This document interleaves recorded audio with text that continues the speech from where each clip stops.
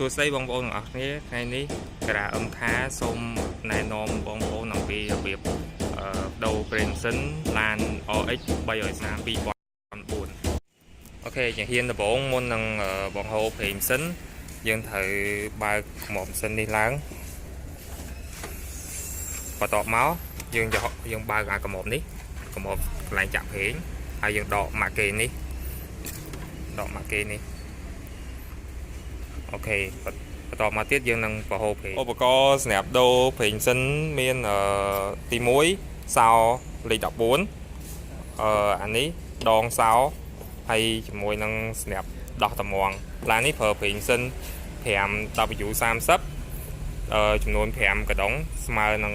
5លីត្រ75លីត្រព្រោះអានេះមួយកដុងនេះតែ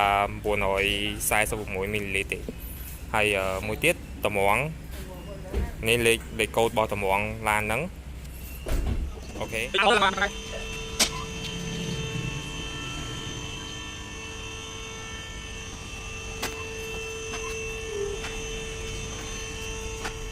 នេះជាកន្លែងដែលយើងត្រូវប្រហូរប្រេងហ្នឹងគឺយើងត្រូវប្រើ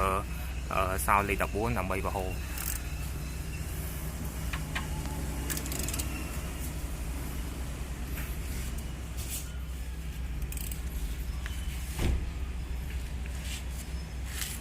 តពីប្រហូរប្រេងហើយគឺយើង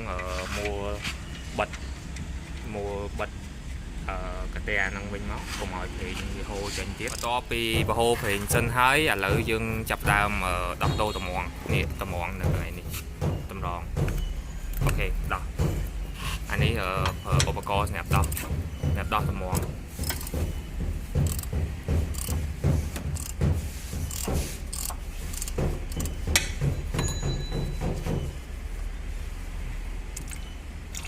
អូខេឥឡូវតម្រងចាស់យើងដកចេញហើយនេះតម្រងថ្មីហើយតម្រងថ្មីហើយយើងលាបប្រេងចាស់បន្តិចដើម្បីដាក់ចូលទៅកុំឲ្យវារមួលកស៊ូហ្នឹងមួលចូលប្រើដៃហើយ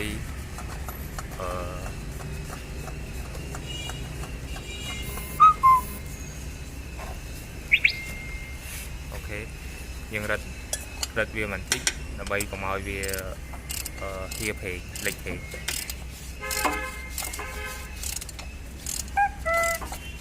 អូខេពេលនេះយើងចាប់គ្រឿងខាងក្រោមនឹងចូលវិញអស់ហើយចាប់ដើមតម្លាក់ប៉ងដើម្បីចាក់ប្រេងសិនថ្មីចូល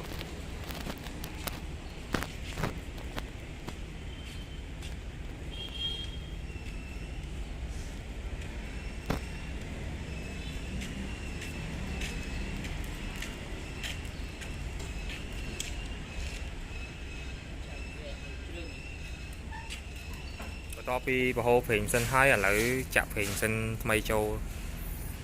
ចាក់តាមប្រហោងនេះចំនួន5កដុងទូចនេះអូខេឥឡូវបន្ទាប់ពីដូរប្រេងសិនរួចរាល់យើងចាប់ដើមបច្ឆេះឡានដើម្បីឲ្យប្រេងរត់ចូលក្នុងfilter ហើយនឹងម៉ាស៊ីនហើយបន្ទាប់មកយើងឆែកម្ដងទៀតអូខេបន្ទាប់ពីបច្ឆេះម៉ាស៊ីនហើយឥឡូវយើងចាប់ដើមដកម៉ាកេនេះមកឆែកមើលប្រេងម្ដងទៀតថាវាគ្រប់ឬមិនគ្រប់ជូតឲ្យស្អាត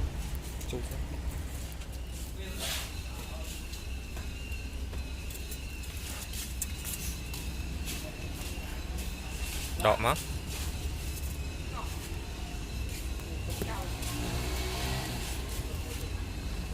អូខេប្រេងនៅចំណុចលើអញ្ចឹងចាក់5កដុងគឺគ្រប់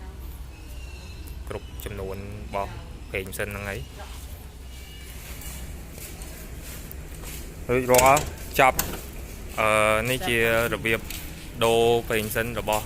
រថយន្ត RX 330ឆ្នាំ2000ចុងក្រោយសូមអរគុណដល់អតិថិជនទាំងអស់ដែលបានជឿទុកចិត្តលើក្រាស់ឡាន MK Dealer របស់យើងហើយរាល់ការជាវពីក្រាស់ឡានគឺយើងមានធានាម៉ាស៊ីននិងប្រអប់លេខរយៈពេល1ឆ្នាំ